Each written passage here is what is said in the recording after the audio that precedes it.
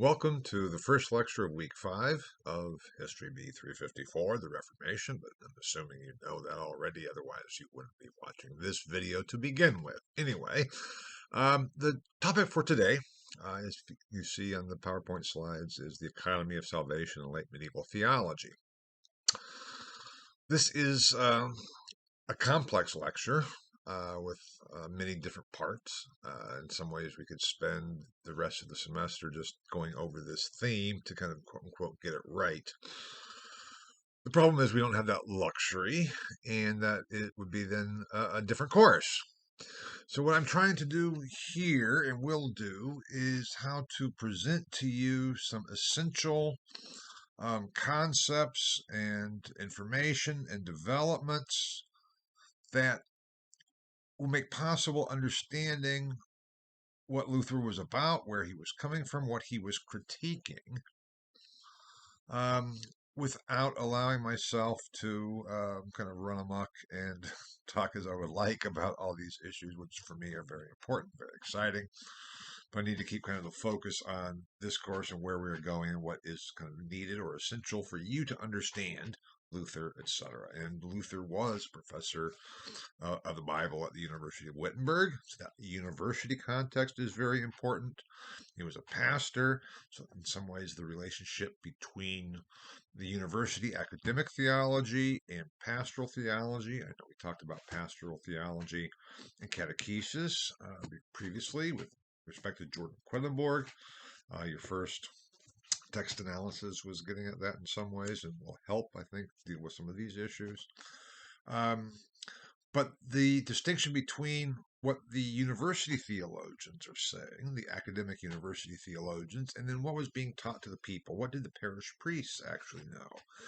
And there was, as I'll be talking about towards the end of this lecture, a rather huge gap between that academic theology at the universities and the theological training of priests in local parishes and actually preaching to people. That is a dichotomy that is in a gap that is still very prevalent today. So we can get there when we get there. Anyway, so if you'll bear with me, I'll do my best to keep focused. And you can always send me questions asking me for clarification. You should know that there's no assigned reading for this week. The suggested reading is Lindbergh chapters 2 and 3, I believe it is. But I will be touching on themes that are in the reading for next week, for week 6, namely chapters 2, 3, and 5 in Luther and the Reformation of the later Middle Ages. So this is also in some ways a lecture to help prepare you for what you'll meet in that reading, those chapters. So, that being said, again, please, if you have any questions or unclarities, please email me. We can get together and I can try to explain things. I'll try to do so that's not needed. But if it is, please do it. If it is needed, it's probably most likely on me not being clear enough or assuming too much than it is on you not understanding what's coming across. Anyway, all that being said, we start with the universities and the origins of the universities and how they developed, and what difference did they make, and how did they contribute to the development of theological training, theological endeavor, the theological work and production of theologians at the universities. So, origins of the universities. And the medieval universities had their origins in the late 12th, early 13th centuries. Now, there's all kinds of fun stories about how that came about. Some of the basic developments, though, that I want you to know. I'm leaving out a lot of the juicy details, so to speak, that are really fun. But the origin of a university and what a university is, it's not just a center of learning. There were center of learnings. There were schools previous to the universities. The term universitas is a Latin term that just means the whole. It was used too for guilds. I think I mentioned the medieval guilds, kind of like unions, trade unions, groups that acted as a corporate body, guilds of bakers, guilds of blacksmiths, etc. What happened in the early 13th century was that, based on the Pope granting privileges to the masters and students at Paris. And I'll come back to that issue. But Paris is one of the first universities, and institutionally, depending on how it's defined, probably is the first. But I'll come back to that in a second. Proclaiming them as guilds or as corporations. So the earliest documents we have are to the universities, plural, of masters and students at Paris. So there was a guild, a corporation of masters, a guild, corporation of students. Now, just as a footnote here, if you're an Italian scholar, you argue and you know in your heart that Bologna was the first university. If you're a British scholar, you know in your heart that Oxford was the first university. And if you're French, you know that Paris was. It gets to be problematic because it's all based on definitions. How do we define it? I'm not going to get into that debate. The earliest documents we have for this kind of comprehensive legal definition of a university with the rights and privileges to govern itself are from Paris. So that's the model I'm going to use, and also it is very apropos because Paris was the center of theological studies. Bologna was essentially a law school, which was very important also later on. Oxford, too, started as a law school, but then developed theology, became a very important university for theological studies in the later Middle Ages, in the late 13th and 14th century. So you have Paris and Oxford, and then Bologna, and Cambridge was added. So it's kind of a mixed bag, but the important part here is that legal entity, that legal structure of guilds in terms of what makes the university a university. Eventually, just by shorthand, the formulation to the masters, universities of masters and the University of Students at Paris became shortened with shorthand simply to the University of Paris. So the idea became fused, but legally they're distinct and the governance was distinct. In so many ways, the university that we're in today, even though we're online, they didn't have anything like that before, but the structures are very, very similar to what was established back in the medieval universities, where you have a set curriculum, you have a course of study, you have various faculties, and then you have the right in the medieval university, your degree or the licentiate, the license to teach anywhere once you have graduated, once you have promoted, once you have passed all your requirements. And that's the issue of degrees. Was established there too. First, the bachelor degree, which in the medieval universities, I believe I may have said too, didn't really count for much. But then the Master of Arts degree, and then you could go on to graduate school, because undergraduate was simply the arts curriculum. But then you could go on to study law, theology, or medicine. Those were the three graduate faculties. And a university had to have at least one, if not two, graduate faculties, as well as the liberal arts, which was rather common, meaning the liberal arts curriculum was fairly common. And after approximately 1250, it basically consisted of the texts of Aristotle, the writings of Aristotle. You would study them, you know them. It wasn't a matter of subjects, it was a matter of books. Um, there are a few places today, such as St. John's, that is based on the great books. I don't know if some of you may have heard of that tradition. We study here the great books. But essentially, that's what it was in medieval university. Rather than coursework, you didn't take a course in physics. You read Aristotle's physics. You didn't take a course in logic. You read Aristotle's logical works and things. And so it is very much that approach and the way it would work, both on the graduate and undergraduate level. I'll be getting back to the theology certainly. You had to attend lectures. Students started at university when they were approximately 14 years old or so. And you can become a Bachelor of Arts after a few years of study. It took a few more years to become a Master of Arts. So you can be a Master of Arts, I think, around by the time you're 22 or 23. I believe that was the age. So you spent a lot of time going to lectures, going to notes, and taking part in disputations. That will become important for us to understand the disputations in the 16th century that we will be talking about. A disputation is essentially a debate, and it was the means of examining students. So instead of having a written exam, instead of having an essay or papers to write, there would be a disputation, which would be a debate.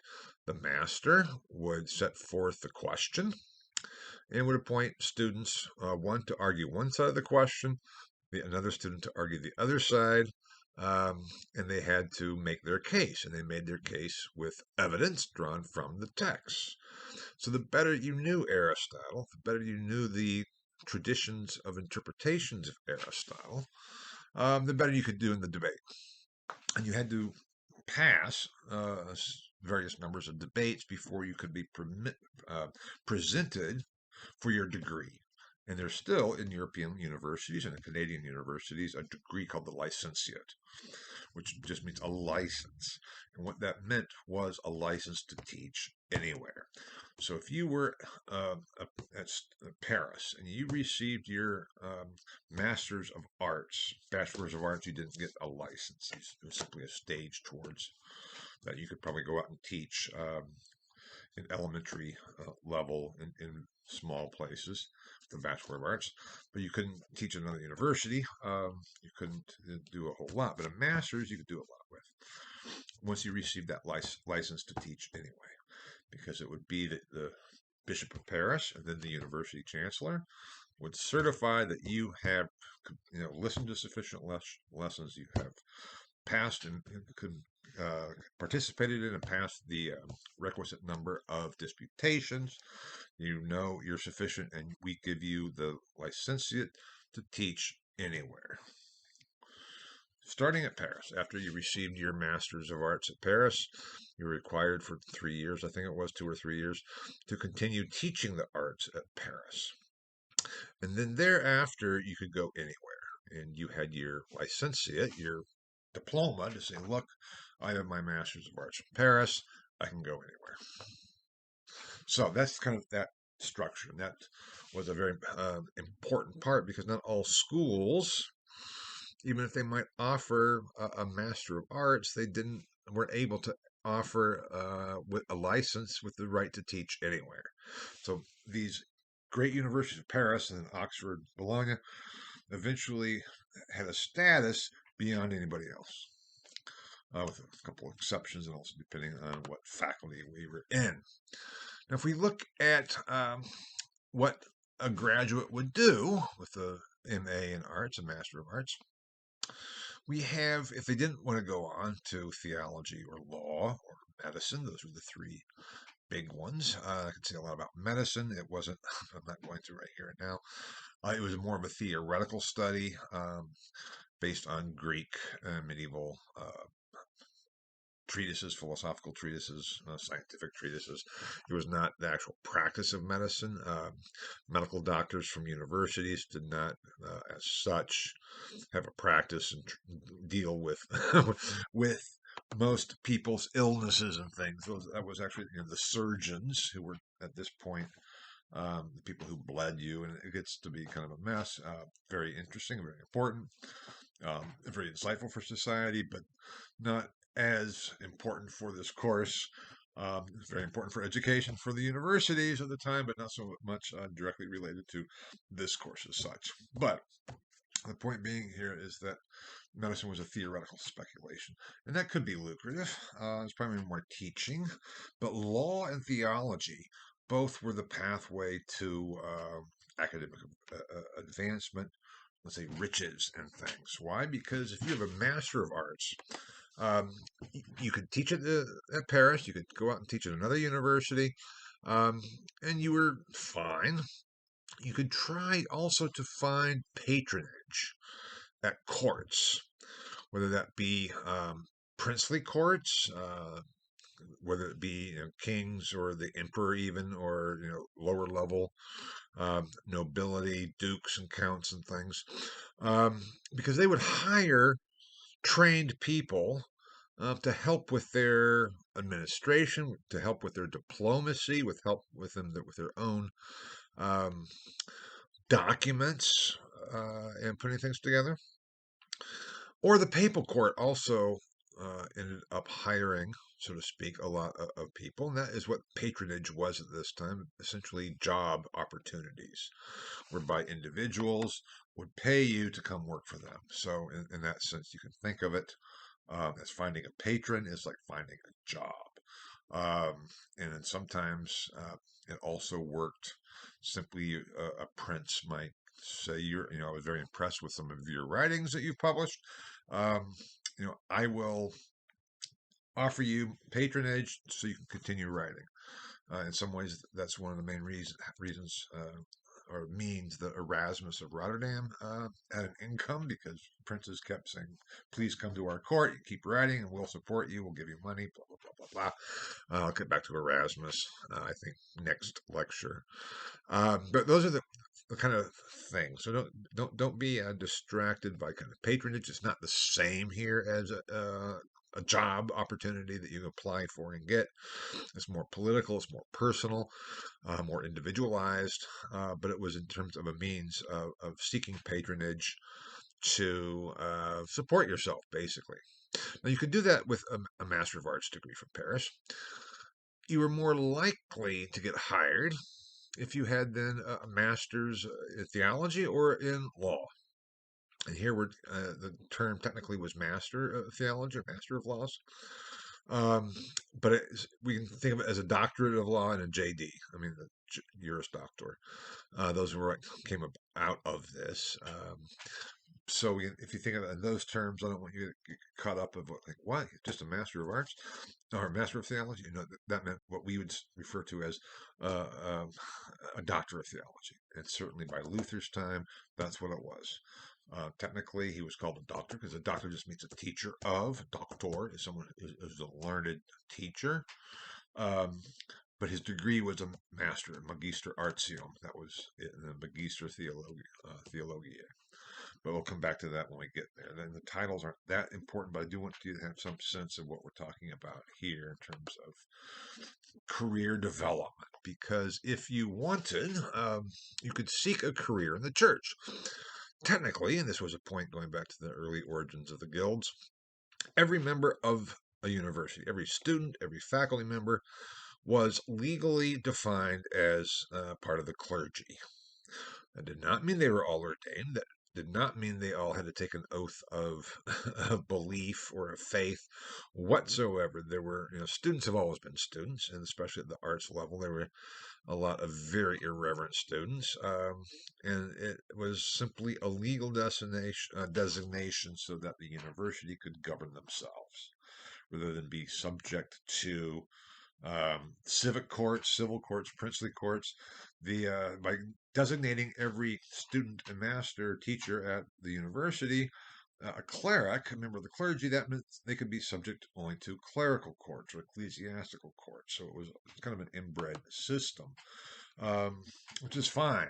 Would you, for those of you who have lived on campus, whether at least I know Indianapolis, I'm not sure about the other campuses, how it works, but I often ask my students here if you were doing something wrong on campus, something you shouldn't have, but having fun doing it, whatever it might be, would you rather be picked up by the campus police, the IUPUI police, or the civic city police? And almost everybody always says the campus police. Not because they're necessarily um, nicer, but you kind of get a better deal, so to speak. You have some kind of protection. So that's the issue of the clerical status. But you could actually then decide to say, well, I want to build my career in the church. I want to be a bishop or get appointed as an abbot or something. So you could seek ordination if you have a theology degree. I could seek ordination earlier too if you wanted. Um, I'll come back to that issue in terms of the training of the priesthood and the clergy. And that could present you with a very nice, lucrative career, because if you could get a bishopric, that's pretty good. If you could get an archbishopric, that's even better. And then, of course, if you can be named as cardinal, or doesn't even have to be named as cardinal, but you theoretically could be named as pope, and being pope would be pretty cool, unless you were Celestian and actually were a spiritual person. And cared about that. In terms of power and influence, You say, well, yeah, but what about the clerical celibacy stuff? Yeah, that didn't stop very many people, actually, any more than does today. I think some statistic I saw, even though all the Catholic priests are supposed to be celibate, only about 50% even attempt to fulfill that vow. So that's, it was not any much better in the Middle Ages, certainly, as we go back there. So anyway, the whole point was that these are career opportunities and pathways, because students at the time wanted to know, okay, I'm getting this education. What do I do with it? Well, it's for employment. It's for the type of life you want to have. So the career and patronage kind of went together.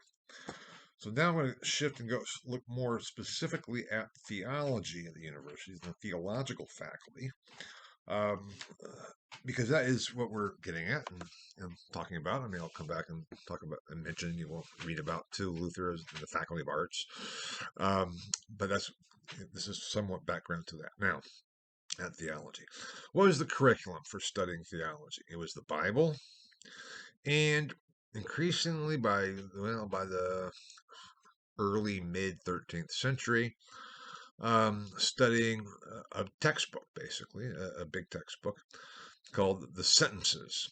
It was written by Peter Lombard. Peter Lombard was a theologian before the universities. The sentences were completed approximately sometime around 1159.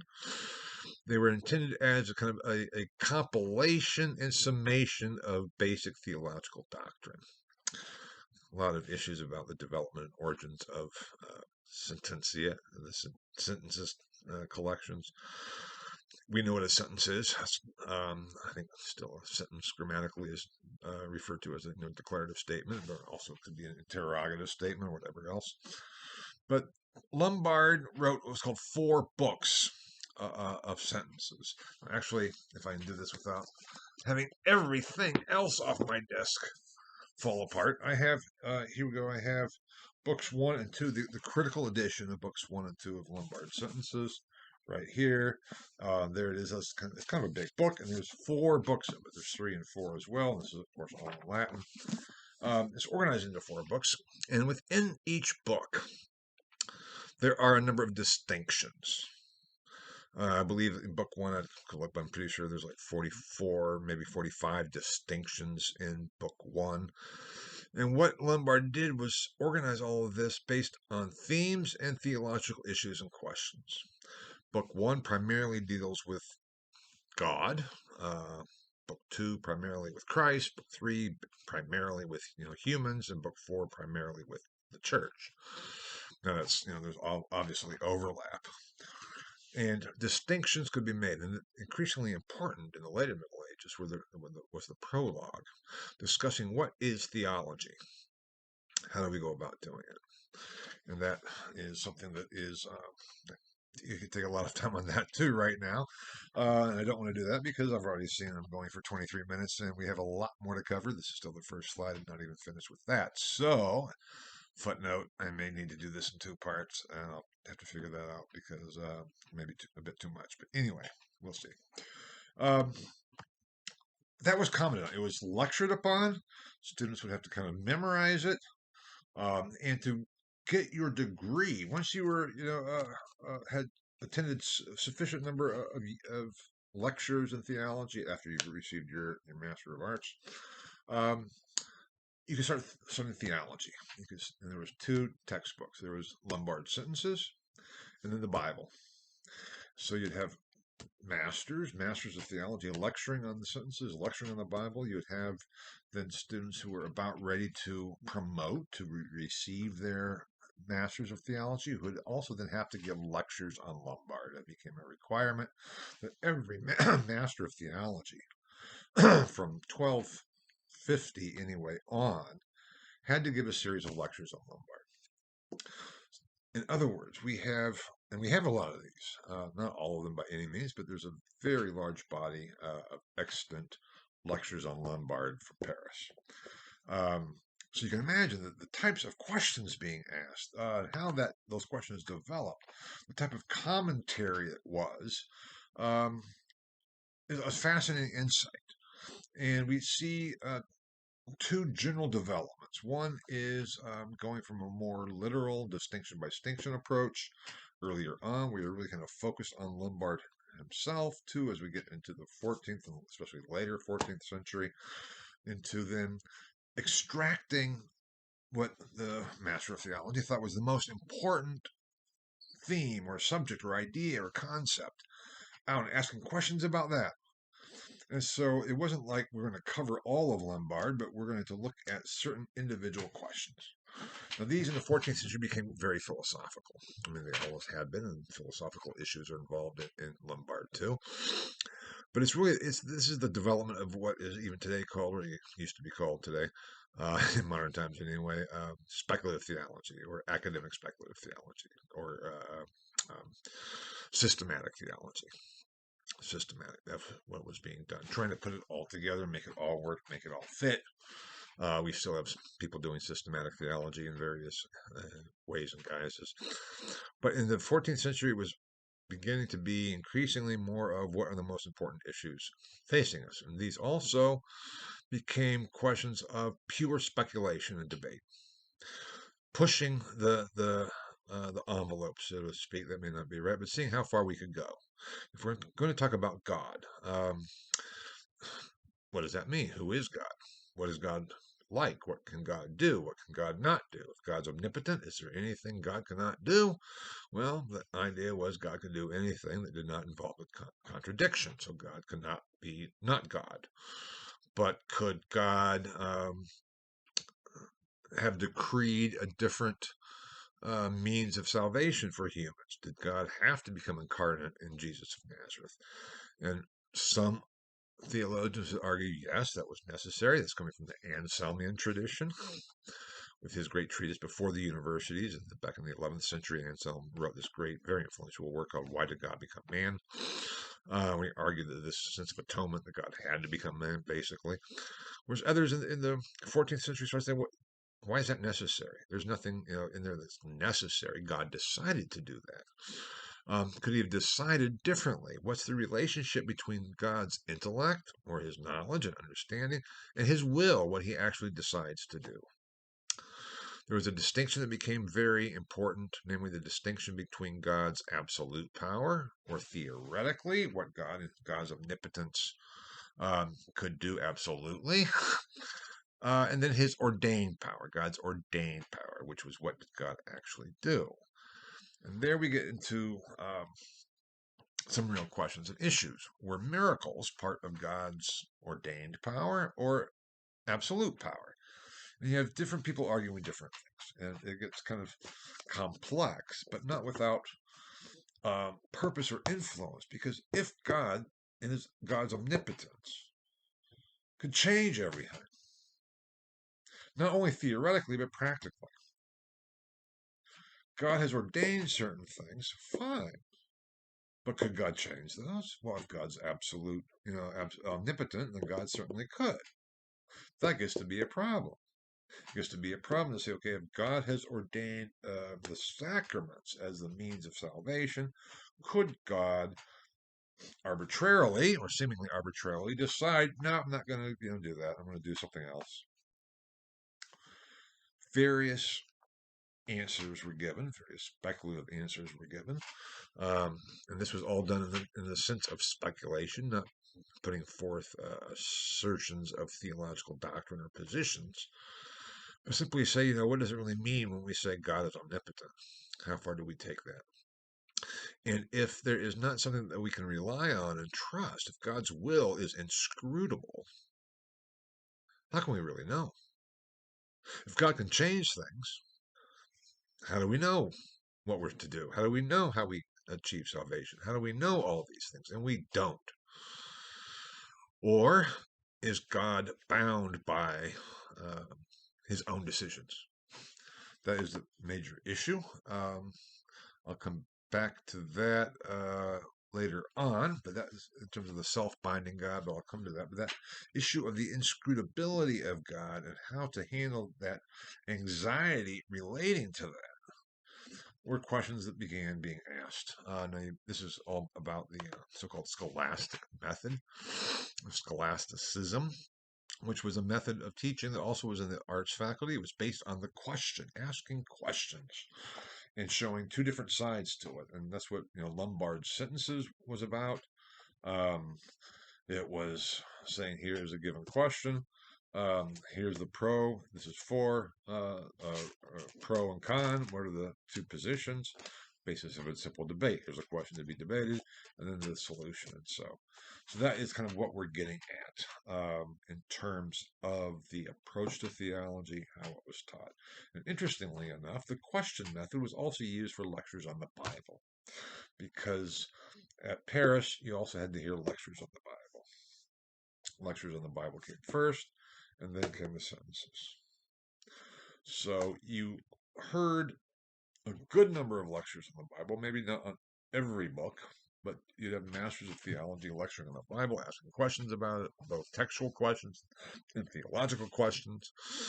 What does it all mean? How is it applied? And we'd go from there. Now, the issue in terms of theological debate, right, was that the basis of theology was, God's revelation. That was the difference between reason and theology, or the arts and theology. The basis for arts was, rational, the reason, rationality, and reason. Whereas for theology, the foundation of the truth value of it was revelation. Now, we cannot always know what revelation is.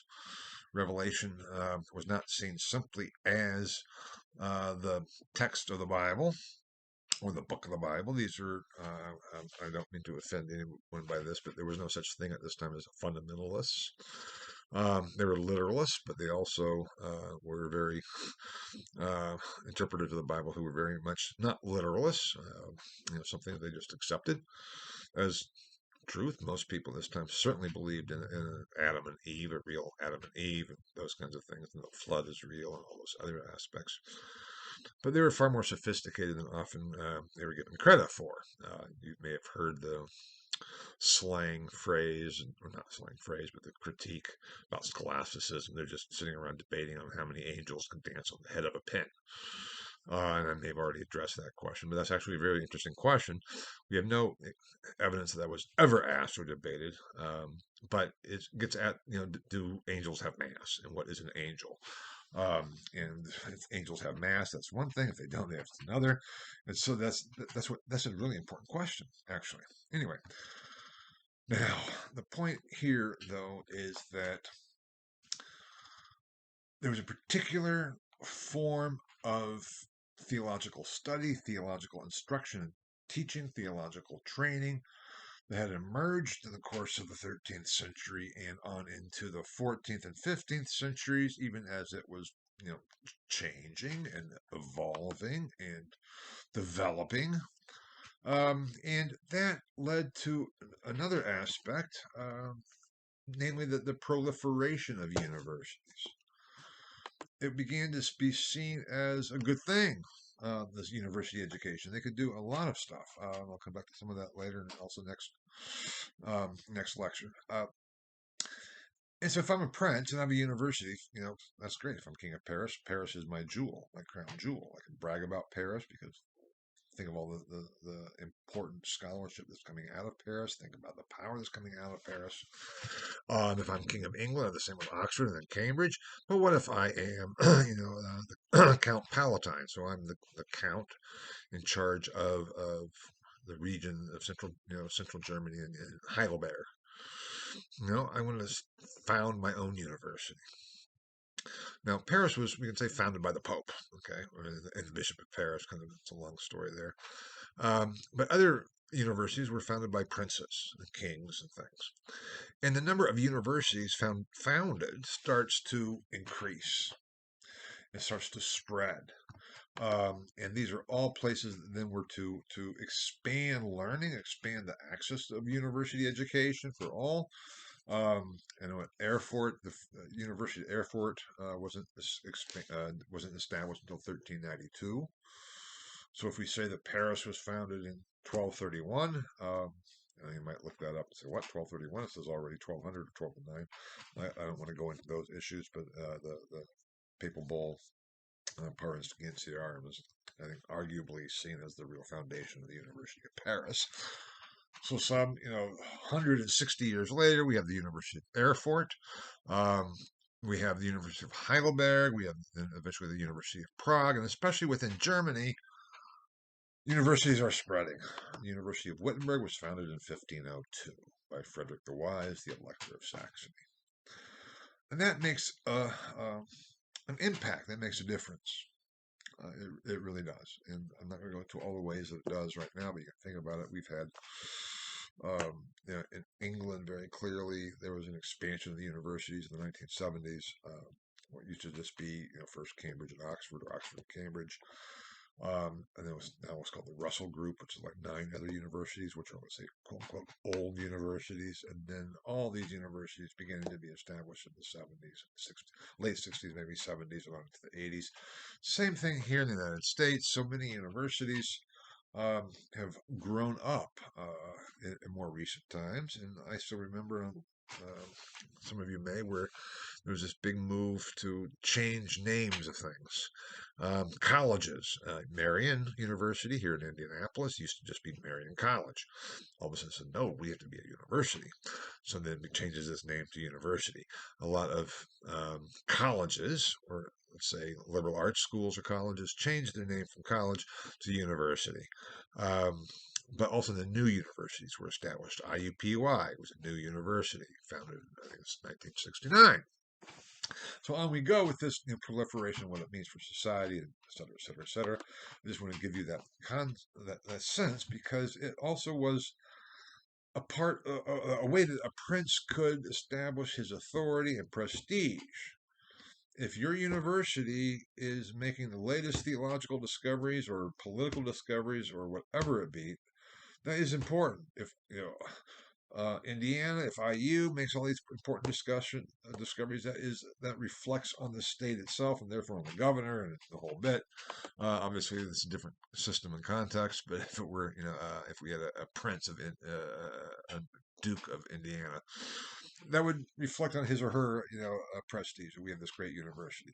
And that was a real motivation for the founding universities, and Wittenberg being one of those. We'll get back to this because it's very important, but in the late 15th century, I may have already mentioned this. The Duchy of Saxony, which had been one of the Duke of Saxony, had been named one of the 7 elixirs in the Golden Bull of 1354, split between 2 brothers, Albert and Ernest. Albert received the title Duke. Ernest received the title Elector, so that Ernest could not claim he was a duke, and Albert could not claim that he could elect the emperor. So that was the way they settled that inheritance problem, so to speak.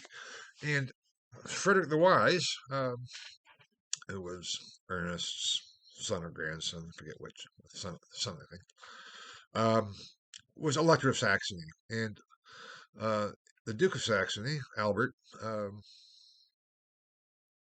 and then Duke George, had a university, had the University of Leipzig, which had become a very famous university and well thought of. And so Ernest thought, I better get my own university, and so establishes Wittenberg in 1502. So that's kind of the context and situation. We're getting this proliferation of universities. Another aspect, I'm trying to get through this, that is important at least to know the general aspect of it, is with this kind of spread of universities in the context of the newness and development. In the late 14th on into the 15th century, there began to be within German universities a split in terms of how the arts should be taught. 2 different approaches. We can go into this a lot, but I'm not going to go into the finer details of it. If you're interested, please ask, because it is pertinent. But it ended up being, the split was between what was called the Old Way, or the Via Antiqua, and the New Way, or the Modern Way, the Via Moderna. Now, the Old Way was, just in general terms, an approach that was more Platonic in terms of universals. The New Way was more nominalistic in terms of universals are simply names or categories. Now, Luther was part of the Via Moderna. Members of the Via Moderna, in general, looked back to a founding theologian and philosopher of their approach to teaching the arts and then also theology, because some universities had both. They had a Via Moderna and a Via Antiqua, both for arts in the arts faculty and in the theology faculty.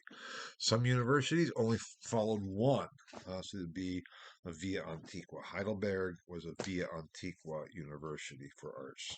I don't think they even had it in the faculty. But Tübingen um, had both VA being taught, both at on the arts level and on theology, faculty of theology. There was a debate, and sometimes these debates could go to kind of like fraternities. They had their separate dormitories, the Via Moderna and the Via Antiqua, separate dormitories, separate graduation dates. So it was this institutional division based on different approaches and methods to teaching truth or reality, what it was all about in some ways. Now, the problem with the term modern, too, is that modern is always modern. The term modern has been around for a long time. Moderna has been used that way. Um, and in the early 14th century, some of the philosophers there were seen as modern, considered themselves as modern. Um, the Pelagiani modernity were seen as the new Pelagians. They were seen as a bad thing, this attempt against the Pelagianism, which I think I've addressed. Um, but it was usually seen to be like modern as opposed to old fashioned, or modern as opposed to you're kind of going away from tradition and falling into problems. You're so modern, or you're so old and ancient. Those types of issues. Get with it. Be modern.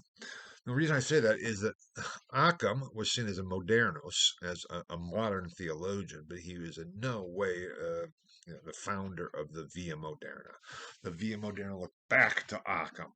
Luther referred to Occam as my teacher, and yet Luther never studied with Occam. Occam died in 1347. It's a long story on that too. Um, so it gets to be a real mess, but it comes back because these are terms that Luther will refer to: the Via Antiqua, the Via Moderna, the Modernity. Um, Nominalism is a term that developed in the late 14th century, the Nominaliste. Um, but there was no such thing as nominalism before the 1386, I think, is the earliest time we find the term nominaliste or the nominalists in the sources. But the nominalists became associated with the Via Moderna, and that gets into a whole other debate um, that we're not going to go into, or I'm not going to go into here in this lecture in any case. I mean, now I've gone on for 43 minutes and I'm not even through with the first slide. Um, but if you're interested, let me know, and I can, will happily explain more about it. But that is some of the context of what was going on, and it could be acrimonious at times, indeed, as fraternities can be, as different universities can be. In some ways, that competition between universities that we know today is almost like within a single university. Um, and whether or not we see this as a decline or not is a separate issue. And certainly intellectually, I would say it's not a decline whatsoever. In theology, the origins or the founders of the Via, what was seen became seen as the Via Antiqua, or I should say, members of the Via Antiqua looked to their models as Saint Thomas Aquinas and the Franciscan Duns Scotus and the Via Antiqua or the Via Moderna to Occam. And then at some universities, these these ways, became associated with particular individuals. Sometimes Thomas was named, so we have the Via Tome or the Via Scoti for Duns Scotus. Um, at, at, at, at Heidelberg, finally, when they did introduce the Via Moderna, it was named after Marsilius von Ingen, the Via Marsilii, who was a late 14th century theologian and philosopher at the University of Wittenberg, who also had both Via, the Via Antiqua and the Via Moderna. Luther was part of the Via Moderna, as he had been at Erfurt, which did not have the Antiqua, they were just the Moderna. In the theology faculty, the Via Moderna in theology at Wittenberg was referred to in the statutes as the Via Gregorii. That is a big issue we'll come back to, because the Gregorius, that was the namesake for the Via Moderna at Wittenberg, has been seen as Gregory of Rimini, who was an Augustinian theologian, 14th century, seen as one of the outstanding Augustinian theologians of the Middle Ages, one of the outstanding scholars of Augustine in the Middle Ages. He was head of the order after his time teaching in Paris, minister of the order, and it's a big deal. Now, there's been skepticism about that Via Gregorii and what does that all mean. They also point out that it's in the statutes too, in the manuscripts, it's an abbreviation. So it's just like Via G period. I haven't looked at all this myself. The manuscripts have just read about it, but I haven't looked at these manuscripts, I should say.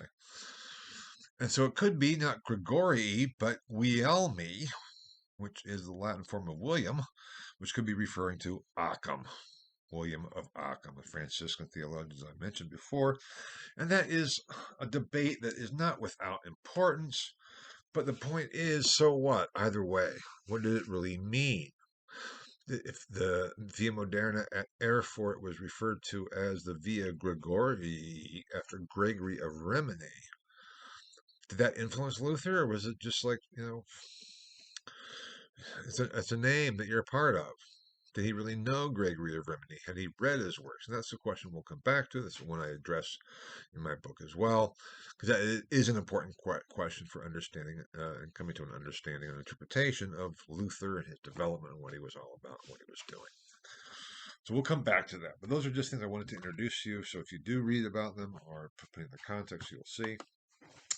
And here, then, we get to the last little bit, the decline of theological studies and the shift to moral theology. To keep in mind, there's always a focus on moral theology, because that's the whole goal of theology, is to, in some ways, just like the pastoral endeavors, to save souls. How do you reach the people? How do you teach the people? And so that pastoral context is there, but especially in light of the late medieval crisis, when we go during the 14th century, after the famine, after the plague, after all the war, after the schism, we go into the 15th century.